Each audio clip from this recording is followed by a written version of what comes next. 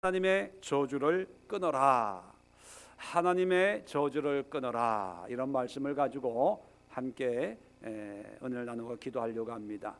우리 지난주에 우리 함께 나누었던 말씀을 잠깐 복습을 하는 것이 좋을 듯 합니다. 왜냐하면 연결되기 때문이죠.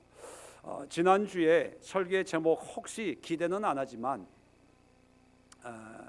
혹시 설교의 제목이 뭔지 기억하십니까? 역시 여러분들은 대단하십니다. 늘 저의 기대를 저버리지 않고 남편의 사명을 이야기하면서 에덴 동산에 타락하는 과정을 통해서 하나님이 마귀인 뱀과 하와와 아담에게 내리신 저주에 대해서 우리가 살펴보았습니다. 자, 원흉은 마귀예요. 그리고 거기에 꿰매 넘어간 불쌍한 가련한 사람은 하와입니다. 그런데 정작 이 선악을 알게 하는 나무의 실과를 먹으면 정령 죽으리라 라고 하신 하나님의 저주를 직접적으로 받은 사람이 누구냐? 아담입니다. 남자라는 거예요. 이 남자는 어떻게 보면 억울할 수 있습니다. 이 남자 입장에서는 하나님 앞에 항의할 수도 있습니다. 그런데 하나님은 하와보다는 아담에게 실질적인 저주를 내리셨습니다.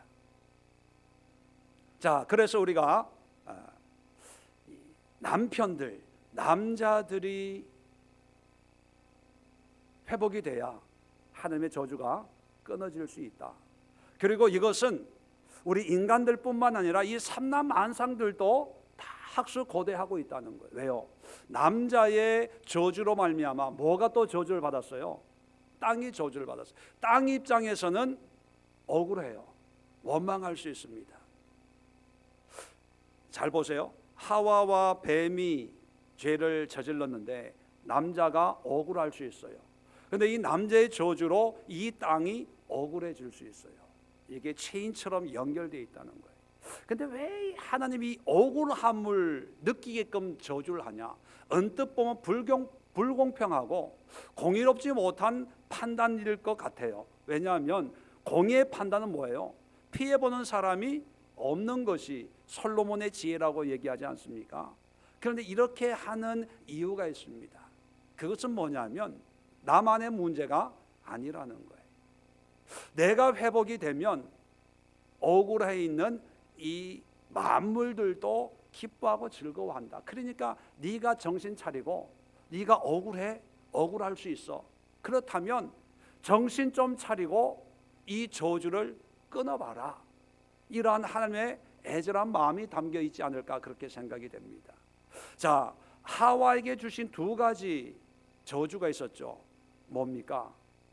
첫 번째는 자녀를 낳는데, 여러분 자녀를 갖는 게 저주는 절대로 아니에요. 지난주에 말씀을 드렸는지 모르지만 자녀가 고통이 되고 출산하는 것이 수고가 되는 게 자녀예요. 하나님이 아담과 하와를 만들었을 때 창세기 2장에 보면 생육하고 번성하라 축복을 했어요. 아담과 하와 사람을 만들어 놓고 생육하고 번성하는 건 뭐예요? 출산을 해서 자녀를 많이 낳으라는 거거든요. 그럴 때는 이 출산이 또 자녀를 양육하는 것이 고통이나 수고가 아니었다는 거예요. 모기들이 새끼를 낳을 때 출산의 고통과 아픔과 이 모기들을 이게 날아다니잖아요. 얘네들을 양육할 때 이놈들 피를 잘 빨아먹어야 될 텐데 좋은 혈액형 담배 안 피우고 깨끗한 그런 피를 빨아먹어야 될 텐데 왜 이놈 꼭 담배 피운 사람 피를 좋아하지? 이놈이 걱정이야. 이런 고민을 할까요? 안 해요. 근데 사람만 한다는 거예요. 왜? 이게 저주기 때문에 그런 거예요. 그리고 두 번째 저주가 있죠. 무슨 저주입니까? 남편을 지배를 받는 것만이 저주가 아니에요. 그것만 저주라고 하면은 이 남자와 여자의 관계가 이렇게 상하 관계가 되는 거예요. 지배를 당하는, 지배를 하는 게 아니고요, 마음이 안 맞아지는 거예요. 아내는 원하지만 남편은 지배하는 거예요. 이걸 좀 더 확장해서 이해하면요, 남편이 지배하려고 하는 게 아니에요. 뭔가 큰 소리 치려고 하는 게 아니라는 거예요. 하나님의 저주로 여자는 좀 뭔가 이렇게 좀 이렇게 분위기도 좀 알콩달콩 그러는데, 남자는 시끄럽다, 됐다, 한번 손 한번 잡아 보려고 하는 남자 버럭 소리 지르면서, 아니 무슨 망발을, 무슨 짓을 하고 있는 거냐, 뭐 이렇게, 이게 그러면서 마음이 다치는 게 이게 저주예요. 마음이 다치는 게. 자, 남자에게 주신 저주 두 가지가 있었죠. 뭡니까? 첫 번째는 수고해야 돼요. 왜요? 땅이 저주를 받았기 때문에. 가시덤불과 엉겅퀴를 내서, 그래서 수고해야 먹고 살 수 있도록. 그리고 두 번째 저주가 있죠. 흙에서 흙으로 돌아간다, 죽는다는 거예요. 이것은 뭐냐면 영적인, 육적인 죽음뿐만 아니고 영적인 죽음입니다. 아파르, 먼지로 돌아간다는 얘기는 뭡니까? 하나님의 생긴 성령이 떠나간다는 거예요. 떠나간다. 그러니까 몸만 가지고 하나님 없이, 하나님의 성령 없이 살아가는 사람은 비록 살아있고 생활은 하지만 영적으로 죽은 자예요. 소망이 없어요. 그러니까 여러분, 불신자들이 잘 되는 거 부러워할 필요가 없어요. 왜? 티끌 덩어리예요. 먼지 덩어리예요. 또 반대로 하나님을 잘 믿는데 지금 삶이 어렵다고 기죽을 필요가 없어요. 왜? 우리 안에 하나님의 생기가 있어요. 생기. 이 생기로 영원을 살 수가 있다는 거예요. 자, 이런 두 가지 저주를 받게 됩니다. 그리고 그 저주로 말미암아 지금까지 인류의 역사가 계속 이어지고 있는 거죠. 자, 그런데 그러면 하나님은 이 저주, 하나님이 저주하셨다고 그랬거든요. 그러면 이 저주를 결코 끊을 수 없을까? 끊을 수 없는 운명이요, 또 팔자요, 어쩔 수 없이 살아갈 수밖에 없는 인생의 굴레일까? 아니라는 거죠. 하나님이 저주하셨지만 하나님이 그 저주를 끊고 에덴 동산의 처음에 창조의 아담과 하와, 창조의 가정의 모습으로 회복될 수 있는 길을 열어주셨습니다. 자, 오늘 128편이 성전에 올라가는 노래라고 하는 제목을 달고 있는데, 성전에 올라가면서 예배 드리러 가면서 불렀던 찬송이 바로 오늘 시편 128편입니다. 자, 거기에 보면 2절 한번 보십시오. 내가 내 손이 수고한 대로 먹을 것이라, 내가 복되고 형통하리로다. 자, 여기 보니까 내가 내 손이 수고한 대로 먹을 것이다. 또 5절에 보니까 시온에서 내게 복을 주실지어다. 너는 평생의 예루살렘의 번영을 보며. 자, 이런 걸 보면 하나님이 가시덤불과 엉겅퀴를 내는 땅에 저주를 하셨는데, 그 저주가 끊어져서 수고한 대로 풍성한 그런 이 땅의 소산을 먹을 수 있도록 하나님이 복을 주셨다는 거예요. 그렇다면 아담에게 주신 첫 번째 저주가 해결이 된다는 겁니다. 자, 두 번째 3절에 내 집 안방에 있는 내 아내는 결실한 포도나무 같으며. 자, 아내는 결실한 포도나무 같대요. 포도나무라고 하는 것은 포도주를 만드는 거죠. 그러니까 이스라엘 사람들은 포도나무를 심는 목적이 뭐냐? 포도주. 이 포도주는 우리의 관점에서 보여지는 어떤 술의 의미가 아니고 음료수, 어떤 생활의 필수품과 같은 그런 거예요. 또 이걸 오해해가지고 이스라엘의 음료수가 포도주였으니까 우리도 포도주를 음료수처럼 마셔도 되겠네, 이게 성경적이다, 이렇게 또 오해하지 마시고 문화적으로 그랬다는 거예요. 자, 그런데 이 아내가 포도주 뭡니까? 기쁨과 잔치와 어떤 환희를 상징하는 거잖아요. 아내가 결실한 포도주 같다는 의미는 뭡니까? 아내와 남편이 기쁨과 감사함의 관계를 표현하고 있습니다. 자, 아내는 결실한 포도나무라고 하니까 이 말씀은 우리가 미루어 짐작하면 누구에게 주시는 말씀일까요? 남편에게. 아내는, 자식은 했으니까 남편은 없으니까 너는 이라고 하는 그 표현은 남편에게 주는 거예요. 자, 남편에게 아내는 결실한 포도나무다. 그 얘기를 뭐냐면 아내는 원하지만 남편이 다스리는 이런 불합치의 관계가 아니고 서로 마음이 오가는 기쁨과 감사와 즐거움을 함께 나누는 그런 관계가 된다는 거예요. 자, 그러면 하와에게 주신 그 두 번째 저주가 끊어지는 거예요. 해결이 되는 거예요. 그죠? 아내가 원할 때 남편이 오냐 이렇게 되는 거죠. 아내가 이렇게 합시다 하면 남편은 그래 나도 그렇게 생각했어. 이렇게 포도주의 어떤 기쁨과 감사와 즐거움인 것처럼 부부간의 이런 관계가 회복이 된다는 거예요. 그래서 하나님의 저주가 끊어지고 관계가 회복이 된다. 자, 계속해서 3절에 내 식탁에 둘러앉은 자식들은 어린 감람나무 같으리로다. 감람나무.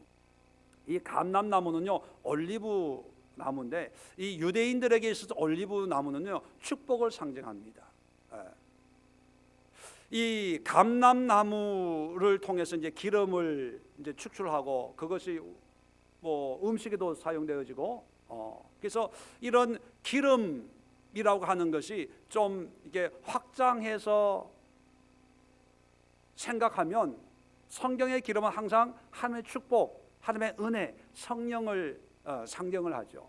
그런데 그런 하나님의 축복을 준비하는 어린 감람나무라는 그 의미는 뭐냐면 귀한 하나님의 축복이라는 거예요. 소중한 장차 하나님의 놀라운 역사를 이룰 하나님의 귀한 축복의 도구, 은혜의 도구라는 거예요. 자, 그런데 하와가 저주받았을 때 어떤 저주를 받았습니까? 이 자식에 관해서는 고통과 수고의 저주를 받은 거예요. 자식하면 머리가 아픈 거예요. 아들, 딸만 생각하면 가슴이 뛰는 거예요. 왜 또 무슨 사고가 안 터졌나.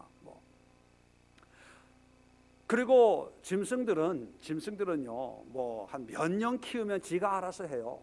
그죠? 동물들은. 모기들은 그냥 그 다음 날로 날아다니잖아요. 그런데 이 자식은요 몇 년 키워야 집 앞가림합니까? 몇 년 키워야 돼요. 요즘에는 시집 장가 가도 그렇고 손자를 봐도 부모 눈에는 아직도 걱정거리가 되고 부모님이 눈 감을 때까지 이 자식, 이 손자, 이 근심과 수고의 대상 아닙니까? 그죠? 그런데 오늘 성경에 보니까 어린 자식들은 어린 감람나무, 귀한 거예요. 복된 거예요. 뭡니까? 하와의 저주가 끊어져서 회복된 거예요.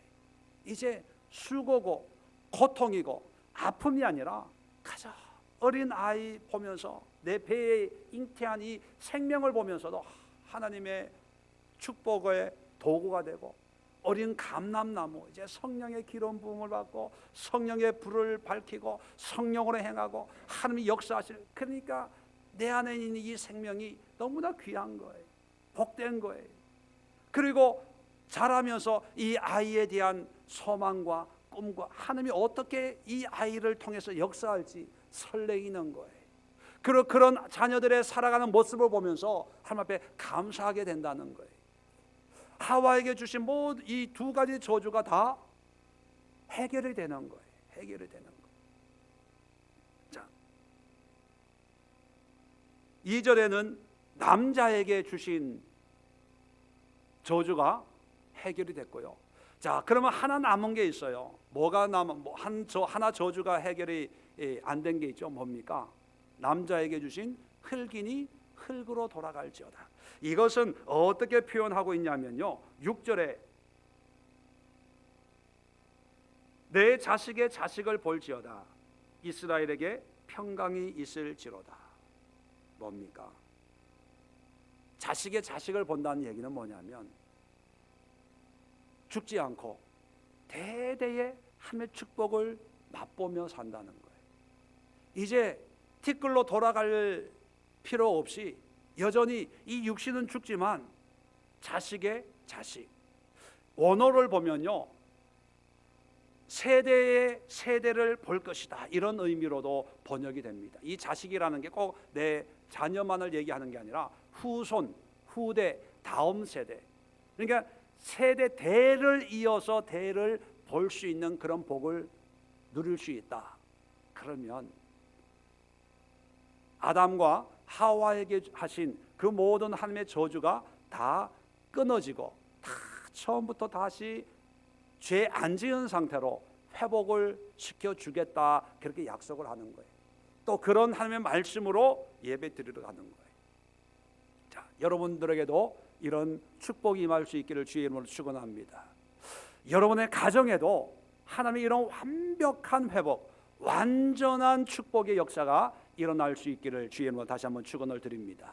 그런데 어떻게 이런 회복을 맛볼 수 있냐? 그 방법이 있어요. 저절로 되는 게 아니라, 자연스럽게 되는 게 아니라 그 열쇠가 1절에 있습니다.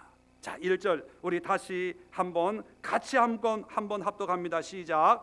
여호와를 경외하며 그의 길을 걷는 자마다 복이 있도다. 여러분, 저절로 되는 것이 아니라 이런 하나님의 저주를 끊을 수 있는 방법은 두 가지예요. 첫 번째는 여호와를 경외하는 거예요. 그리고 두 번째는 그의 길을 걷는 거예요.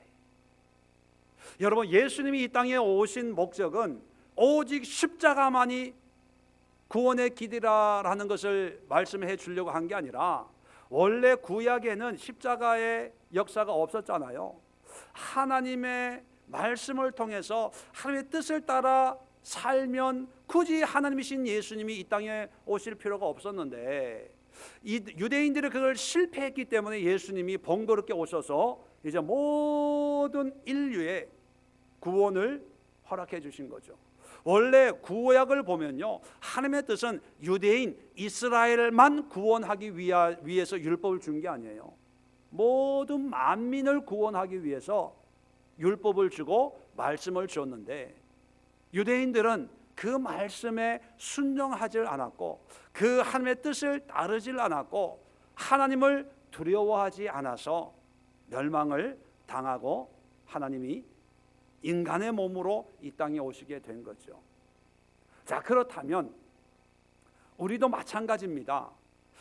유대인들에게 율법이 있었던 것처럼 우리 크리스찬들에게 십자가, 예수만 있다고 저절로 해결되는 문제가 아니라는 거예요. 교회 안에 가정의 아픔들이 얼마나 많습니까?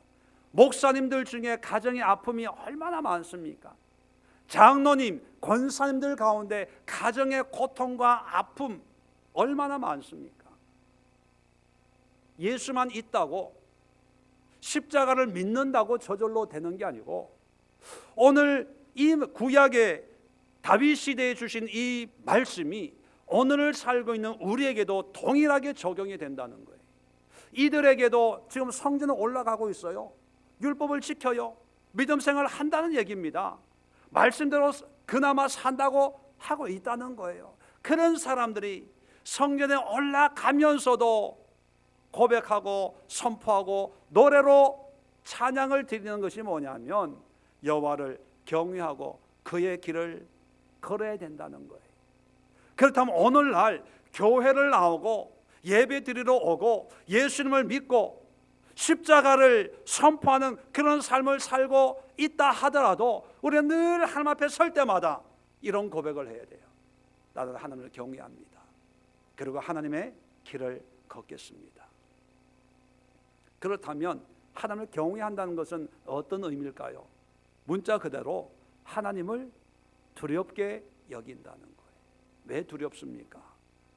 하나님은 나의 모든 것을 보시고 에덴 동산에 선악과를 먹은 것까지도 다 알고 지금 숨어있는 아담에게 아담아 내가 어디 있느냐 다 우리의 머리털까지 세신 바 되시고, 그리고 하나님의 뜻으로 아니 선악과를 얼마나 대단한 건지는 모르지만 우리는 알지만 하와 입장에서는 아직 결과를 모르는 상태니까 선악과를 따먹으면 죽는다는데 얼마나 그 죄가 심각할까 모르는 상태에서 한번 따먹을 수도 있다고 가정하면 하나님이 우리의 연약함을 아실 텐데 왜 좀 눈 감아주지?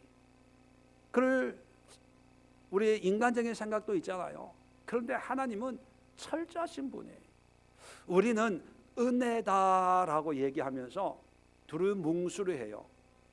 이번 주일날 내일 모레 여기에 대해서 좀 더 구체적으로 말씀을 드리겠지만 우리는 은혜로 포장을 하고 은혜로 나아가지만, 그런데 하나님은 은혜를 베풀지만 그것을요 모두 아신다는 거예요.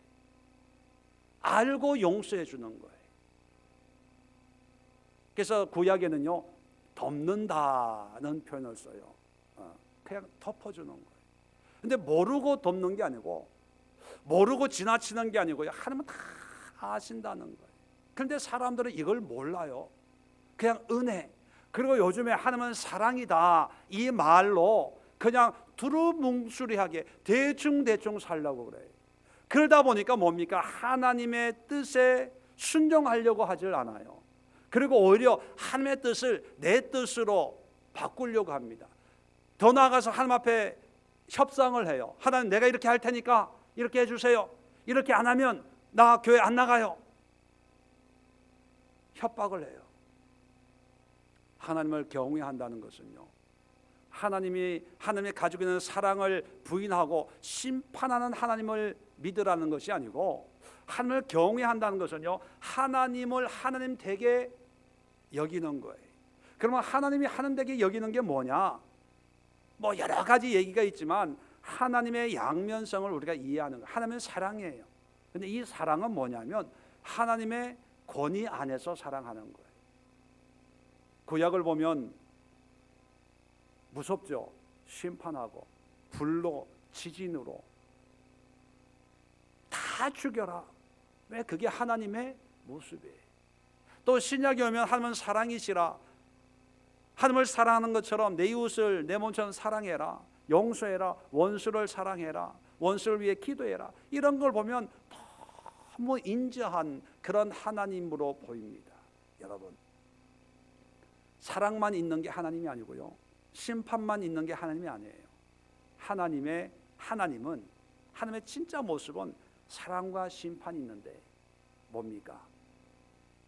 자비를 베풀 자에게 사랑을 베푸시고 심판할 자에게 심판하는 분이에요.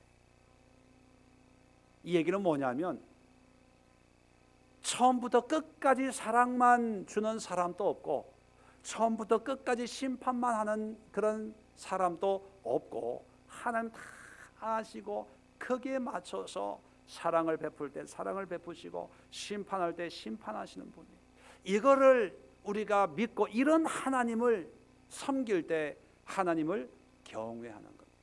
왜 경외하게 될까요? 내가 내 자신을 알잖아요.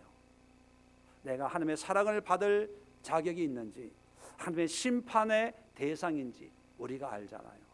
그러니까 하나님 앞에 겸손하는 거예요. 그래서 경외라는 그 말은요, 그냥 무서움으로 섬기는 것이 아니라 하나님의 그 권능을 우러러 보는 거예요. 두려워하는 거예요. 두려워하면서 그 하나님을 찬양하고 예배하는 거예요. 왜요? 하나님의 심판과 함께 하나님의 긍휼이, 사랑이 얼마나 크고 놀라운 것을 믿는 거죠. 그런데 오늘날 경배와 찬양, 예배, 찬양, 어떤 용어적인 단어 속에는 하나님을 경배하고 경외하는 그런 용어를 사용을 해요. 그런데 우리 마음에는 두려움이 없습니다. 만만해요. 이렇게 살아도 그만, 저렇게 살아도 그만. 사람을 하나님보다 더 두려워해요. 사람만 보는 사람이 없으면 내가 다 할 수 있다고 생각합니다. 아무도 모른다면 이제 나는 자유를 느껴요. 물론 안 믿는 사람이 그러면 괜찮아요. 근데 믿는 사람들이 그래요. 보는 사람이 없어? 아무도 몰라? 당신만 알아? 그러면 됐어. 할 짓 다 하는 거예요. 그러면서 예배드리고 찬양하는 거예요. 예, 사람은 모르죠. 그런데 하나님은 다 아신다는 거예요. 자, 그럴 때 아무리 예배 드리러 가고 아무리 128편 찬양을 하면서 이렇게 하면 하나님이 아담에게 준 저주도 끊어지고 하와에게 준 저주도 끊어지고 이제 사업이 잘 되고 가정이 회복이 되고 이렇게 될 줄로 믿습니다. 아무리 고백하고 선포하고 기도한들 하나님이 그렇게 역사하시겠습니까? 경외함이 없는데. 오늘날 또 보면요, 하나님에 대한 경외함이 없어지는 이유가 뭐냐면 교회의 권위가 떨어지기 때문에, 목회자의 권위가 떨어지기 때문에, 어떤 기독교라는 어떤 무게감이 없어지다 보니까 하나님도 도매금으로 넘어가요.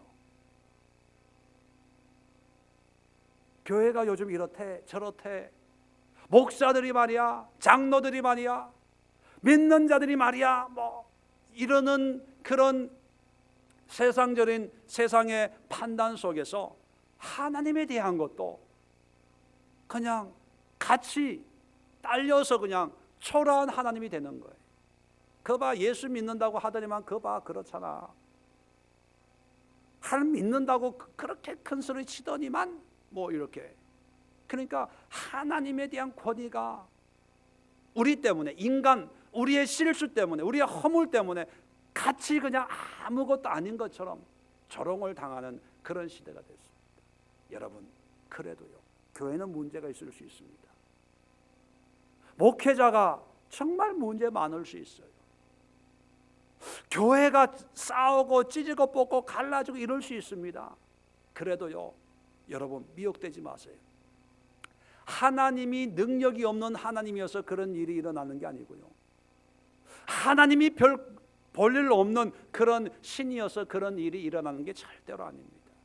그런 일이 일어나는 건요, 하나님하고 전혀 관계없이 사람의 욕심들 때문에, 그 교회 문제 때문에 그런 거지 하나님하고는 상관이 없어요. 그런데 우리나라 사람들은 연관을 짓더라고요. 어디에서 제가 알았냐 하면, 세월호 사건이 나도 대통령, 무슨 문제가 터져도 대통령, 집값이 올라가도 대통령, 뭐 해도 대통령, 뭐 해도, 하다못해 내가 취업이 안 되는 것도 대통령, 내가 시집장가 못 가는 것도 대통령, 내 월급 안 올라가는 것도 대통령, 내 몸 아픈 것도 대통령. 다 그렇게 연관을 짓더라고요. 세상은 그래도요, 우리는 그래서는 안 돼요. 하나님을 경외하고 두려워해야 됩니다. 이 하나님 앞에. 그래서 신앙생활하는 분들 보면 하나님을 경외하는 분인지 아니면 그냥 신앙생활하는지, 예배 때나 생활이나 이런 여러 가지 모습 속에서 우리는 너무 하나님을 그냥 아버지라는 그 의미 하나로, 사랑이라는, 은혜라는 그 이유 하나만으로 그냥 너무 홀대를 하는 것 같아요. 사람도 그런 대접을 받으면 기분 나쁠 정도로 하나님 앞에 홀대하는 그런 마음으로 산다는 거예요. 성전에 올라가면서 여호와를 경외하며 이런 고백을 하고 있는 것처럼 우리는 범사의 모든 삶 속에서 하나님을 경외할 때 모든 저주가 끊어진다는 거예요. 두 번째는 뭐냐면 그의 길을 걷는 자마다. 그의 길은 뭡니까? 하나님의 말씀 따라 사는 사람, 말씀에 순종하는 사람, 말씀으로 살아가는 사람, 뭐 이런 의미를 가지고 있죠. 다시 말하면 믿습니다 하나로 끝나는 것이 아니라 믿는다면 하나님의 뜻을 쫓아 그 길을 걸어가는 거예요. 이스라엘 백성들이 애굽을 할 때 시내산에 이스라엘 백성들을 모아놓고 하나님이 모세에게 말씀을 주셨는데 그 첫 마디가 뭐냐면 신명기 5장 32절 이하에 너희 하나님 여호와께서 너희에게 명령하신 대로 너희는 삼가 행하여 좌로나 우로나 치우치지 말고 너희 하나님 여호와께서 너희에게 명령하신 모든 도를 행하라. 그리하면 너희가 살 것이요 복이 너희에게 있을 것이며 너희가 차지한 땅에서 너희의 날이 길리라. 똑같은 회복을 얘기해요. 저주가 끊어지고 너의 삶이 길고 하나님의 복을 누리게 될 거다. 조건이 뭡니까? 하나님의 명령하신 명령을 행하라는 거예요. 좌로나 우로나 치우치지 말고. 뭡니까? 하나님의 도에서 말씀에서 오른쪽으로 벗어나지도 말고 왼쪽으로 벗어나지도 말고 그 안에서 살라는 거예요. 이게 처음 본면이었습니다.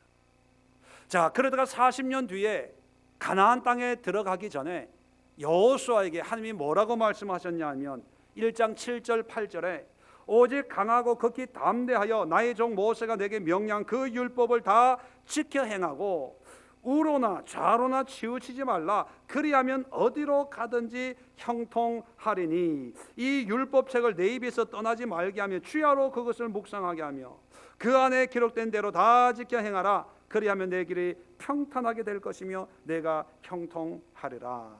뭡니까? 똑같아요. 새로운 땅에 들어가거든 좌로도 우로도 치우치지 말고 그 말씀 안에 살라는 거예요. 말씀 안에. 오늘날 많은 사람들이 신앙생활을 하지만 그 신앙생활을 하는데 믿음이 안 자라는 이유가 뭘까? 제가 고민을 많이 해봤어요. 그런데 여러 가지가 있지만 아주 많은 퍼센테이지를 차지하는 분들이 똑같이 예배를 드려요. 주일 예배를 오고 신앙생활 하는데 믿음이 안 자라는 이유가 뭐냐면 이 성경을 하나님의 말씀이라고 인정을 안 해요. 이 성경이 하나님이 우리에게 주신 말씀이라는 것을 믿질 않아요. 그러니까 여러분 신앙생활을 하면서 예배를 얼마나 많이 드립니까?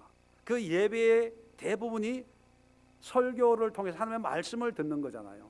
그런데 그렇게 설교를 들어도 내가 변화되지 않는 이유는 설교가 하나님의 말씀이잖아요. 성경이잖아요. 성경에서 얘기하는데 근데 그 성경이 하나님의 말씀이라는 걸 인정을 안 하니까 설교가 귀에 안 들어오는 거예요. 설교를 통해서 하나님을 알려고 하지 않는 거예요. 왜? 이건 하나님 말씀이 아니고 뭐 구약시대에 이렇게 만들어졌고 저렇게 만들어졌고 이렇게 했고 이렇게 했고 이 세상적인 잡다한 이런 지식으로 이 성경을 보니까 문제가 많고 오류가 많고 역사적으로 어떻고 저떻고 뭐 이러니까 이거는 결코 하나님이 인간에게 주신 말씀이 아니다. 그러니까 목사가 설교하는 그 설교가 중요하게 여겨지지 않고 그 말씀을 통해서 도전을 받지를 않는 그냥 앉아 있는 거예요. 그러다가 내 마음에 좀 귀에 들리는 그런 좋은 말, 좋은 예화, 좋은 풀이 이렇게 살아야 됩니다. 저렇게 살아야 됩니다. 어떤 윤리 도덕적인 그런 감동만 받는 거예요. 그러면서 오늘 설교에 은혜 받았대. 그분은. 왜냐하면요. 말씀이 하나님의 말씀이라고 깨달아지지 못하니까 이 말씀대로 살아갈 필요성도 못 느끼고 이 말씀이 중요하다는 것도 못 느끼고 또 이 말씀이 나의 모든 이 삶의 저주를 끊는 하나님의 능력이라는 것을 깨닫지를 못하니까 그냥 듣는 거죠. 그러니까 믿음이 안 자라는 거예요. 여러분,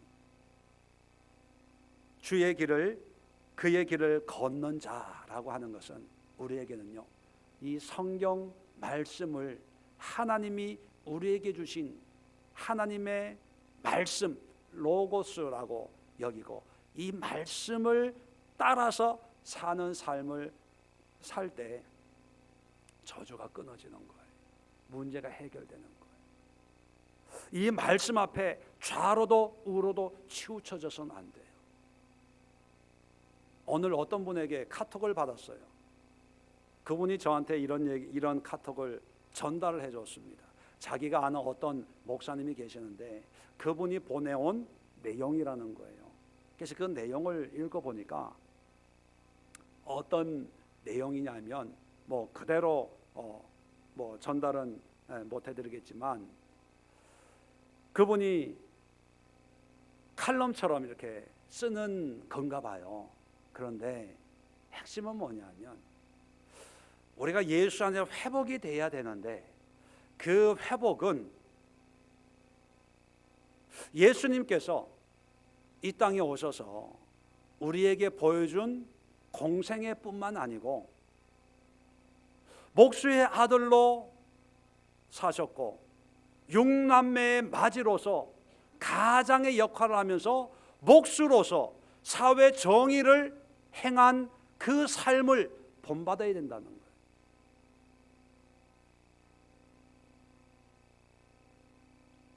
다시 말씀드리면 무슨 얘기인지, 의미인지 아시겠어요? 예수님을 통해서 우리가 은혜를 행하는 실천적인, 그분이 그런 표현을 했더라고요.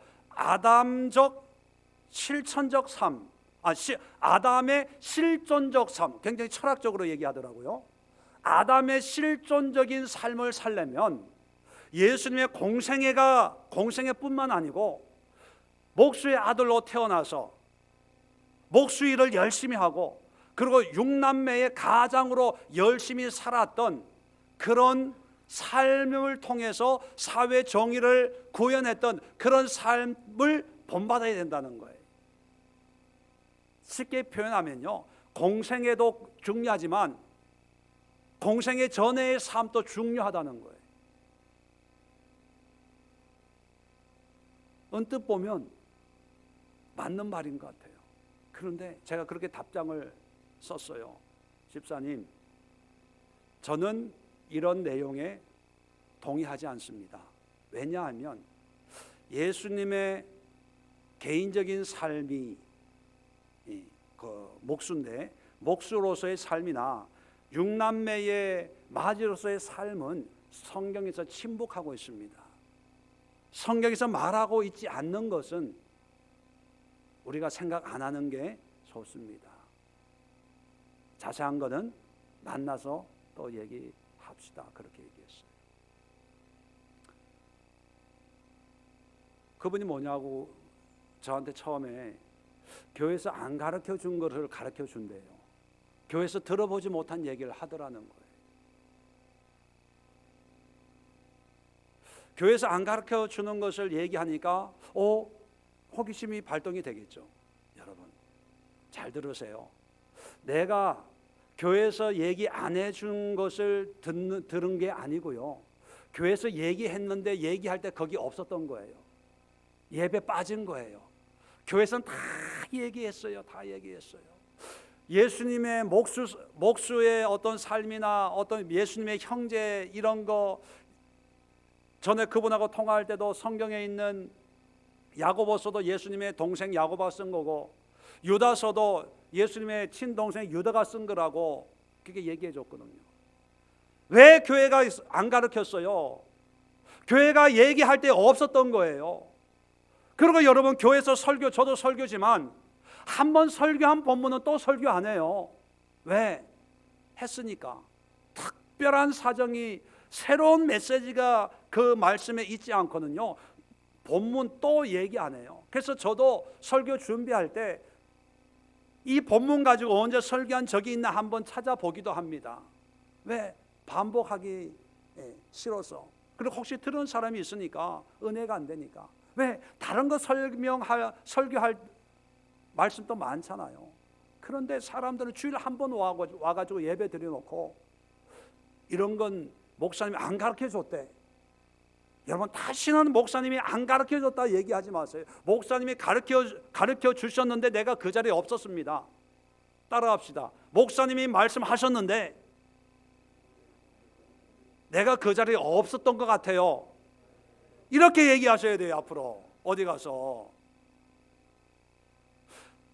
안 가르쳐 주는 걸 가르쳐 준다고 다 미혹에 빠지는 거. 물론 그 목사님이 뭐 이상이 있다, 뭐 이단이다, 제가 판단은 못해. 왜? 그 문장만 보고는 뭐 선교도 하시고 이런 분이기 때문에 내가 뭐 그분이 이상하다 이런 얘기가 아니라 우리가 말씀을 보는 자세를 얘기하는 거예요. 성경에서 얘기하지 않고 교회에서 가르치지 않는 거에 미혹이 되지 말고, 제가 말씀하는 요지는 몰랐던 거에 호기심을 갖지 말고 알고 있는 것만 제대로 살자. 그거예요. 알고 있는 것만. 그런데 알고 있고 듣고 있는 이것을 살려고 하지 않고, 사람들의 심리가 뭐냐면 내가 몰랐던 것, 내가 모르던 걸 얘기하면 거기에 혹해가지고 이게 진짜가 아닐까, 거기에 빠져드는 거예요. 거기에 마음을 뺏기는 거예요. 그게 뭐냐면 좌로 치우치고 우로 치우치는 거예요. 좌로도 우로도 치우치지 않는다는 것은 뭐냐면 내가 성경 66을 다 꿰뚫어야 되는 게 아니라, 이게 하나님의 말씀이고 이게 하나님의 뜻이다 그러면 다는 몰라도 그냥 그 안에 그 길을 가는 거예요. 여러분, 차를 운전할 때 경부고속도로를 가요. 그러면 4차선이라고 가정을 해봅시다. 4차선을 가면서 차 운전하면서 지그재그로 갑니까? 1차선, 2차선, 3차선 왔다 갔다 하면서 가는 것이 그게 경부고속도로 가는 길이에요? 아니잖아요. 경부고속도로 선에 올라타가지고 1차선으로 가고 싶어 1차선만 꾸준하게 가는 거예요. 내 인생은 직진이다 뒤에서 붙이고, 그래도 부산은 가요. 그래도 목적지에 도착을 한다는 거예요. 4차선에 그냥 조용하게 가게 뒤에서 빵빵 해도 그냥 내 길만 갈 때 그게 그 길을 가는 거예요. 1차선 갔다가 2차선 갔다가 남들 안 가는 4차선 갔다가 왔다 갔다 그것만이 능사가 아니고, 그러다가 오히려 사고 날 수가 있죠.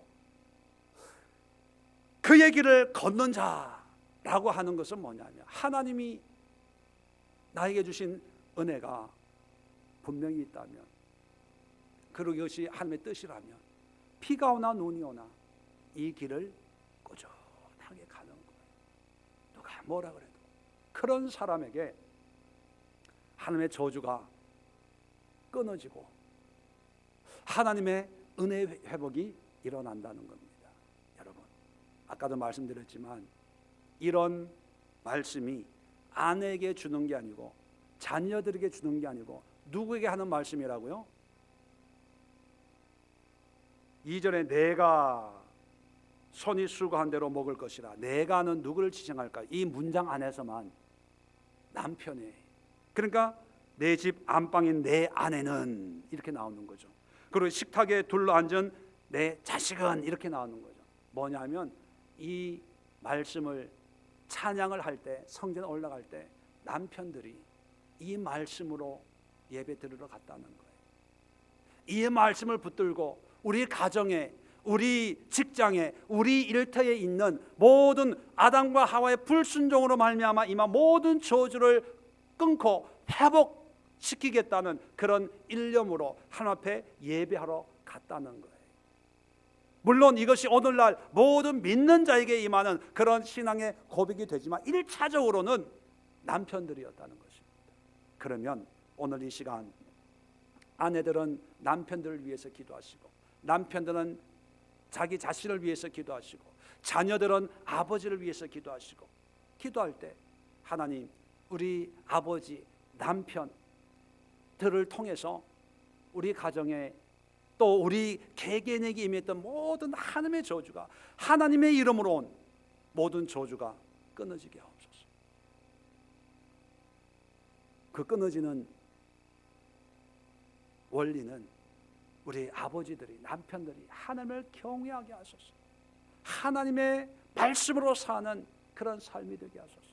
더 이상 좌로도 우로도 치우치지 말게 하시고 오직 믿음의 길을 걷는 그런 우리 남편, 우리 아버지들 되게 해달라고 기도하시고, 또 우리 남자 집사님들은 이게 나에게 주신 말씀이다라고 생각을 기도하시고, 자, 또 계속해서 기도할 때는요, 우리 가정의 회복, 이 일터의 회복을 위해서 기도합시다. 영적으로 보면 교회가 또 하나님의 믿음을 보면 가정 아닙니까? 이 믿음의 가정들을 회복시키는 그런 신앙 공동체로 교회를 세워주셨는데, 우리 교회가 하나님을 경외하고 하나님의 말씀 가운데 있게 된다면 우리의 가정들이 회복이 되고 우리 성도님들이 수고하는 모든 삶의 터전이 회복이 될 줄로 믿습니다. 그래서 우리 교회가 회복이 되게 하시고, 또 그로 말미암아 우리 믿음의 가정들이, 지금 불신 남편 때문에 고난받고 핍박받는 사람들 얼마나 많습니까? 부부간의 문제 때문에 싸움 아닌 싸움을 날마다 하는 그런 가정들이 얼마나 많습니까? 부모 자식 가운데 재산 때문에, 여러 가지 때문에 반복하고 있는 그런 집안들이 얼마나 많습니까? 이 시간 기도할 때 이 시대의 가정들을 회복시켜 달라고, 먼저 우리 믿음의 가정들을 위해서 우리 교우들의 가정이 회복이 되고, 더 나아가서 일터와 직장이 지금 여러 가지로 어렵고 힘든 그런 경기 속에 사업하시는 분들 정말 어렵고 힘들 줄 압니다. 자, 그래서 이 영적인 문제를 해결할 수 있는 길은 하나님을 경외하고 주의 길을 걷는 것입니다. 그래서 우리 예수교회를 통해서 놀라운 은혜의 역사가 일어날 수 있도록 위해서 기도하시고, 마지막으로 우리 자녀들을 위해서 정말 이런 영적인 원리를 깨달아서 믿음의 가정을 세워서, 우리는 이런 환난과 연단과 고통 가운데 있지만 우리 자녀들은 정말로 어린 감람나무 같은 그런 하나님의 도구가 될 수 있도록, 축복에 쓰임받는 일꾼들 될 수 있도록 우리 청년들, 우리 자녀들 위해서 우리 세 가지, 오늘 여러분들 위해서, 또 우리 성도님의 가정을 위해서, 또 직장과 일터를 위해서, 마지막으로 자녀들을 위해서 우리 함께 간절히 기도하는 시간을 갖도록 하겠습니다. 자리 정돈하시고 제가 여러분들과 함께